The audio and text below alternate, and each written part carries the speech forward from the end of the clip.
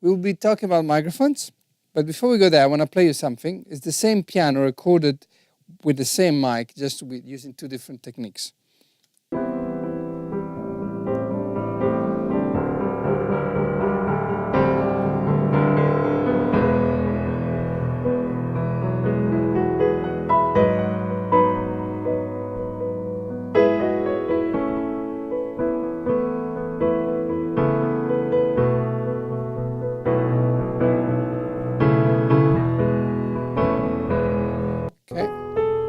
Same piano, different technique.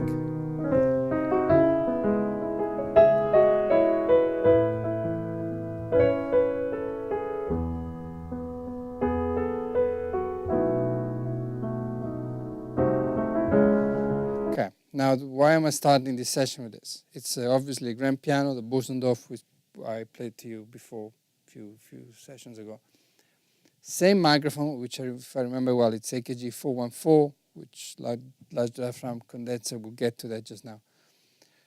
But the mics, we're just using a different technique. Can you hear the difference of tone? It's immense. And now, the reason why I'm using this as an example is that utilizing microphone can have such a huge impact on sound. And often people are not aware of it. But the right mic and the right position or the right technique can make a huge difference to your sound production, whether you're recording or whether you're going live. So hopefully by discussing microphones in this session, you will maybe have an understanding that will enable you to use them better. Okay, so let's start from the generic description. Would you have the question? Okay, but you could hear the difference. Okay, if you couldn't hear the difference, you need to leave. But the generic description of a microphone, we looked at it last time. It is an input transducer. What is an input transducer? It's a device that takes a type of energy and changes it into another type. And we go from mechanical energy of sound and acoustic domain into the electronic energy or electric energy in an electronic signal. Okay, so we go sound pressure level that varies over time, and now we have voltage that varies over time. Okay, now there is a bunch of factors that describe a microphone, and one of the problems with microphone and the understanding of it is that people try to just speak about one of the many different characteristics of a mic. I mentioned 11, I think. And some of them are totally essential to understand what a mic is. So often, because again, in the industry, you hear people that talk when they don't have a clue what they're talking about. And it's always fascinating when I hear people comparing microphones, but they would end up comparing different aspects of the microphone, like comparing a bike to a space shuttle. There's no comparison, not because the space shuttle is far more expensive, but they serve two different purposes. Okay, so you can, if you want to compare something, you have to compare apple with apples. So if you want to compare two mics, you have to compare the same aspect of the mic, or have an overview of all the different aspects for a specific application. Okay, so I'm rather passionate about microphones. You won't be able to get the full weight of my passion for microphones today, because we just look at kind of the basic 11 aspect of a mic. So let's start for the first one. The first one is the diaphragm. So let's just maybe define what a diaphragm is. A diaphragm is a very, it's like a disc, very, very thin, of a very, very thin light material, which is so thin and light that can move sympathetically to the movement of the air. Okay, so when I speak, just put your hand in front of your mouth like this. Say P and B, P and B, P and B. Can you feel the pressure? Can you feel the pressure? That's terrible to do, but okay, you can feel the pressure also there. But if you can think, your hand can feel the air pressure of these two specific consonants. They're called explosive consonants because they explode. But obviously, the other sounds that we produce also affect the air, like we've seen. And these air moving, particles of air moving, affect the diaphragm. Now, on this mic specifically, the diaphragm is very, very small. Okay? And the diaphragm moves, and according to that movement, the signal that is generated electronically is essentially proportional to the air movement. We'll speak a little bit later. Now, first thing to note is that the size of the diaphragm, like here we have a very small size compared to this. This is a larger size of a diaphragm. This is kind of, the diaphragm is somewhere there like this, like a disc. The diaphragm determines the frequency range. Inversely proportionally, if I can put it that way, the smaller the diaphragm, the wider the frequency range. For instance, this microphone is used for measurement, sound measurements. So it has to have pretty much the widest possible frequency range available, and that's why the diaphragm is so small. Because we want to measure everything from the lowest to the highest. Therefore, remember this: the smaller the diaphragm, the wider the frequency range. The diaphragm is very important because it determines a lot of how the mic sounds. The second thing we're gonna mention is the SPL handling. Now, all of this stuff, most of the stuff you will find in the specification of a microphone. This is possibly the most famous mic on earth with this one. This is the SM57, this is the SM58. Two SM57s are the mics used until recently by the President of the United States whenever he speaks, believe it or not, two of these. With all the money they have, they use two of these. And I don't mean that ironically, it sells something. In fact, it can fall. But let's say you buy a 58. The specification of the SM58 will say most of the stuff I'm about to share with you. So if you understand what I'm saying, you'll be able to read them on a mic. So the second thing we're going to mention is the SPL handling, sound pressure level handling. Again,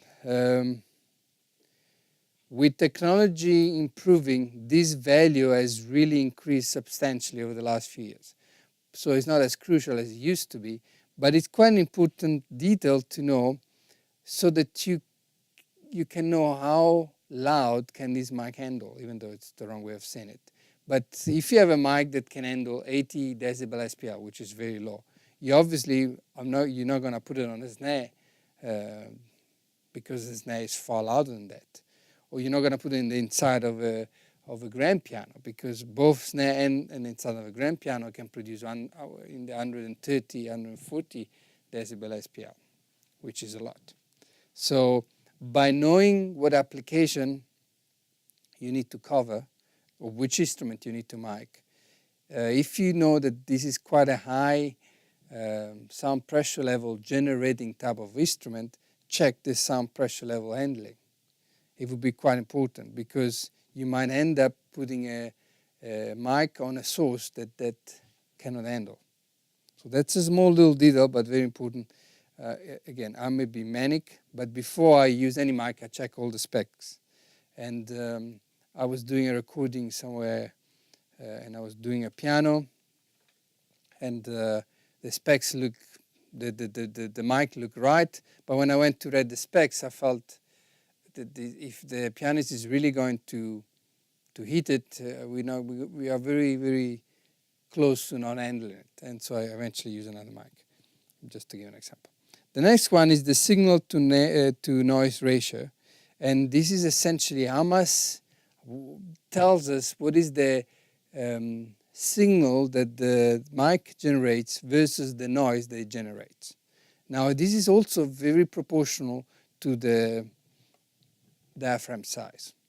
The larger the diaphragm, the higher the level compared to the noise. That's why, I don't know if you ever seen in studio, there's large diaphragms. The reason why there's large diaphragms there, again, this is partially true because technology has changed and has improved a lot of stuff. But it's to have a really great level before noise, meaning that if the guy sings very soft or if he speaks very soft, then we're not going to be in his area. Shh, oh yeah, shh, okay? It's the signal is much louder than the noise. So generally, just to give you some kind of handles, If the handling of the SPL was 100 decibel, just to give an example, and the noise was 30, the signal-to-noise ratio is 70. Because it's the maximum amount of sound that it can handle minus the noise. Okay, so it sounds impressive, 100 decibel, but actually it's 30 decibel of noise. I'm just giving you these figures. These might be totally unrealistic. But these things are interesting to read depending on what type of application you want to have. For instance, if you have a mic that you want to use in recording for speech, then you better have something that's got a very little signal or very high signal-to-noise ratio, because when there's a voiceover, for instance, the guy is not going to shout. He's going to speak rather softly. It might project in certain passages, but in others it might be very, very soft. And if you have a very noisy mic, the minute you bring that mic up in a voiceover environment, you hear all that is. And that's not very clever. And how can you avoid that? By just reading the specs and by knowing what each specs represents. Okay, the next one, for me this is quite an important one because it's often underlooked. But before I explain the next one, which is the transient period, I would like to introduce you to something that's called the envelope of sound, which is essentially the life journey of a sound. Every sound, like a human being, is born, it lives, and it dies. So we have time here, and we have decibel here. If we had a sound like a clapping of the hand, every time I clap my hand, the sound will go from 0, no level, to it will spike up to the maximum level. So nothing, very high, but it doesn't die immediately after that. There is a there is a time that the level will be sustained for a while, and then at some point it will die down. It will ebb away. It will ebb down. Now, obviously, this is very, very, very simplified version of this whole description. But essentially, if you look at this, you can at least highlight 3 phases of the lifetime of a sound. The first phase we call attack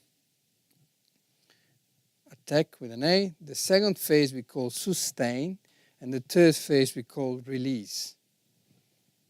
So you got an attack, you got a sustain, and you got a release. And this whole thing is called the envelope of a sound. It tells us the life story of a sound. Every sound has an attack, is born, it lives, and it dies. Sadly, every sound dies on Earth, but it remains in our head. Why is this important concerning mics? Because every mic will have an initial inertia. Inertia meaning a resistance to vibrating like the sound. So this is the diaphragm is still.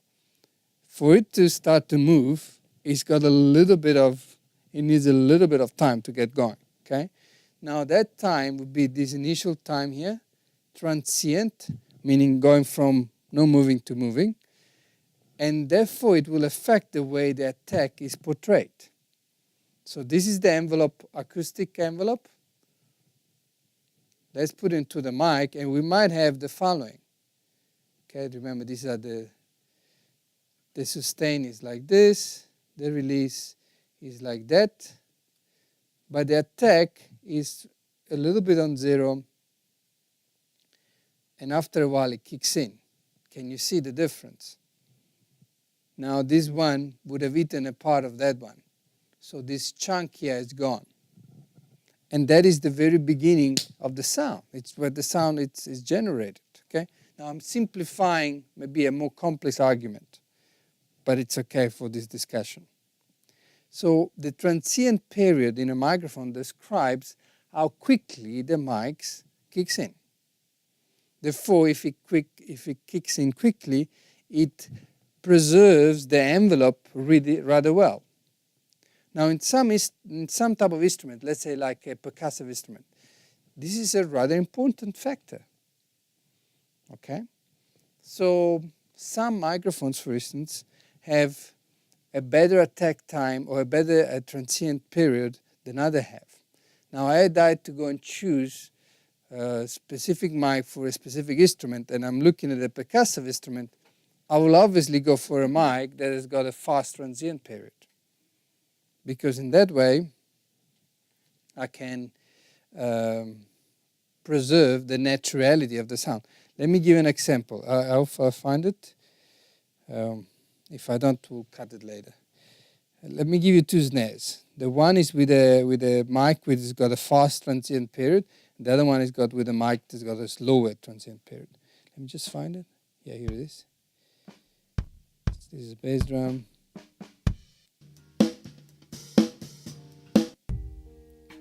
Okay, here it is. This is snare with an also called a slower mic. This is a snare with a faster transient period. Which of the two sounds more natural? The second one. Okay. Obviously, the let me play it again. Let's just. Yeah. Okay. So I'll just make it sure.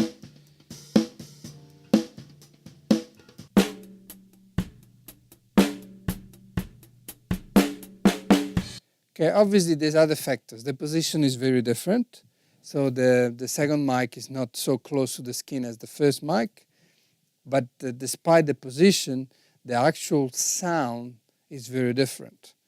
Obviously due to the position partly, but mainly is also due to the fact that we're using two different mics, and the one is far more accurate in this environment than the other. Okay, can you hear the difference? Quite clear.